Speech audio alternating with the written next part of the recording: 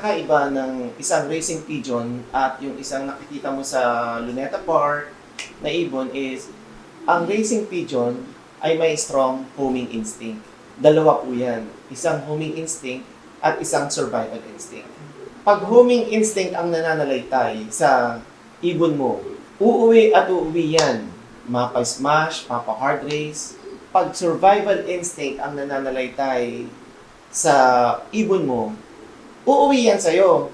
Pero kapag nakakuha siya o nakakita siya ng area na magiging komportable siya, andun ng inumin, andun ng pagkain, doon na siya mag-stay.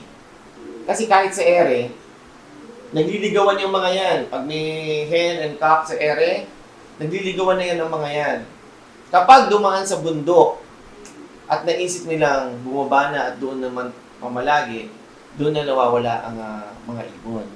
Ibig sabihin, survival instinct na ang nananalaytay sa kanila. Sa aking pag-aanalisa, yung mga tukod na ibon, yung mga lalo na yung mga pumasok sa loft mo, yung mga dagit, survival instinct ang nananalaytay sa kanila. Ibig sabihin, yung ibon na yun is wala siyang loyalty o sense of loyalty. At uulit-ulitin niya, yung ugali na yan ay maipapasa niya sa kanyang mga anak. At magkakaroon ka ng mga ibon na puro survival instinct ang nananalaytay.